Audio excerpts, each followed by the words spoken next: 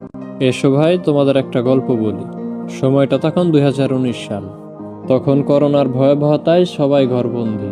ঠিক ওই সময়টায় আমার এক বন্ধুর কাছ থেকে শুনতে পারি এই গেম সম্পর্কে। অতঃপর গেমটা ইনস্টল করি। প্রথম প্রথম গেমটা খেলতে পারতাম না। তার জন্য যে সবথেকে ভালো গেম খেলতো তার কাছে ফোনটা দিয়ে বলতাম যে আমাকে একটা ভুয়া করে দে। আর তখনকার সময় ভুয়া করলে প্রোফাইলের নিচে শো করতো। আর যার প্রোফাইলের নিচে ভুয়া শো করতো তাকে সবাই প্রো প্লেয়ার মনে করত। তখন ভালো কোনো ডিভাইস ছিল না। মাত্র 2 GB র্যামের একটা ফোনে গেম খেলা শুরু করেছিলাম। মাঝে মাঝে ফোনটা ল্যাগ করতো। এতটাই ল্যাগ করতো যে ক্যারেক্টার সরানোরা করতে পারতাম না। তারপরও গেমটা আনন্দ নিয়ে খেলতাম। পরে এমন অনেক দিন গিয়েছে যে স্কুলে না গিয়ে বন্ধুদের সাথে বসে কাস্টম খেলতাম।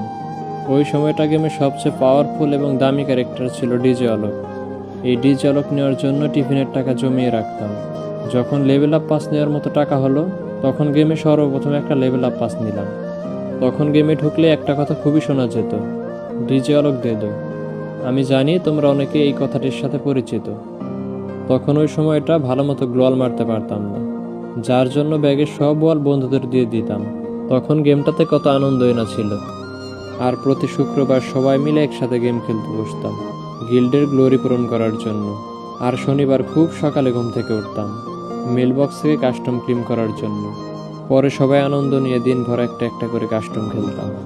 তখন যদি কোনো কারণে মন খারাপ থাকতো, যদি একটা ভুয়া পেয়ে যেতাম, সাথে সাথে মনটা ভালো হয়ে যেত। ঠোঁটের কোণায় সবসময় একটা মৃদু হাসি থাকতো। আহ, কতই না ভালো ছিল সেই দিনগুলি। এখন আমার কাছে ভালো একটা ডিভাইস আছে, টপ আপ করার জন্য পর্যাপ্ত পরিমাণ টাকাও আছে, কিন্তু গেম খেলার মতো সে আবেগটা আর নেই।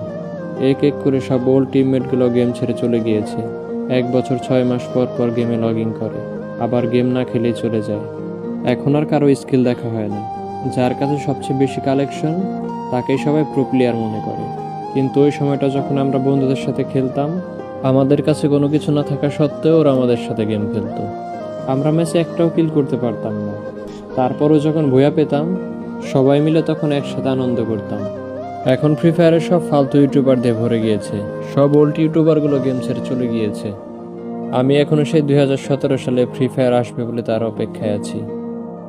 জানি এই পুরো ভিডিওটা তোমাদের স্ক্রিপ্ট করতে মন চাচ্ছে না।